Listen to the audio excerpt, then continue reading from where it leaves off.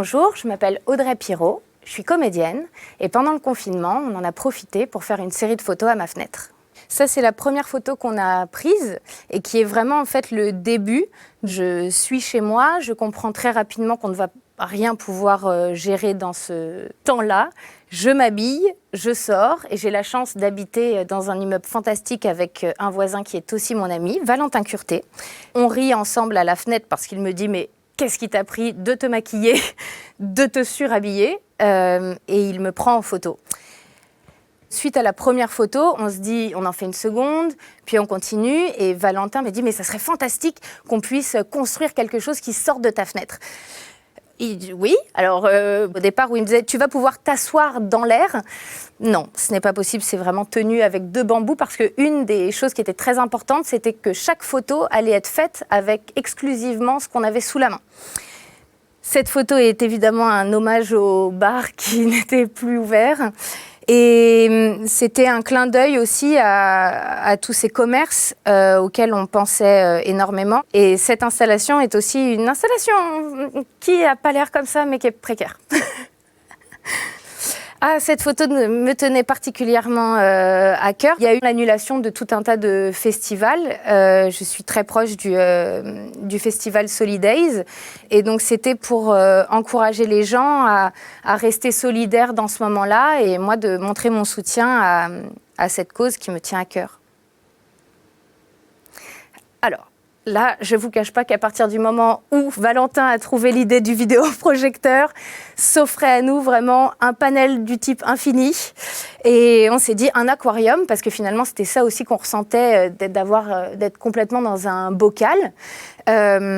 Et ça, c'est aussi une des photos qui nous demande un petit peu de travail en amont. Et là, commencent à rentrer dans la boucle aussi d'autres gens de notre immeuble, à savoir Fanny, par exemple, qui nous donne l'astuce des cheveux, que je vous donne aussi. Alors, c'est tout simple. Vous prenez une bouteille, vous la posez sur votre tête, vous faites un petit nœud en haut avec vos cheveux, et vous êtes dans l'eau.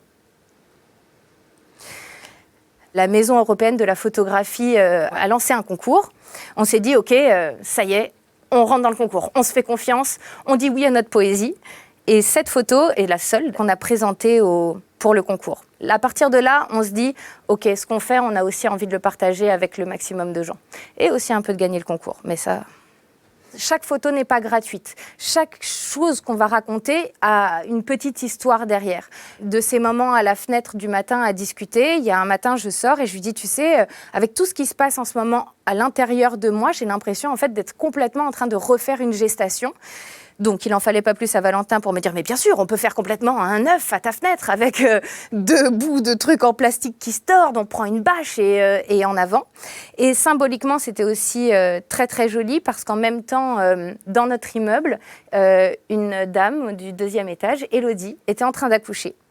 Donc, en vrai, cette gestation, c'était la mienne, finalement la nôtre, avec Valentin, et aussi très concrètement une dame qui était en train de pousser dans une salle d'accouchement toute seule. Là aussi, pareil, c'est de ces photos où les collaborations s'agrandissent entre nos voisins.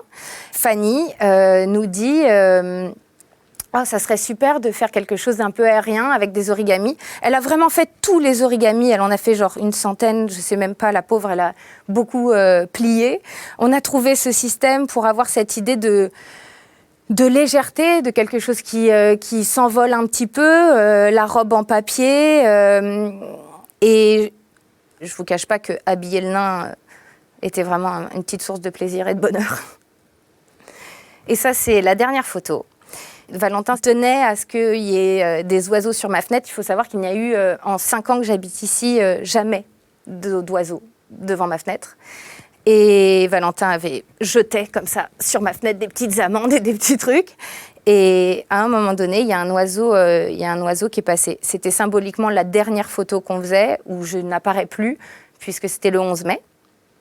Et surtout, ce petit nain qui remerciait tout notre immeuble de nous avoir accompagnés, soutenus et qui remerciait toutes les personnes qui nous avaient suivis autour de ces créations. Voilà, vous savez à peu près tout. N'hésitez pas à croire que vous êtes capable de tout, créatif avec rien, parce qu'en fait, c'est possible, la preuve. Je vous souhaite une très belle fin de journée, de soirée, de moment que vous êtes en train de passer. Merci.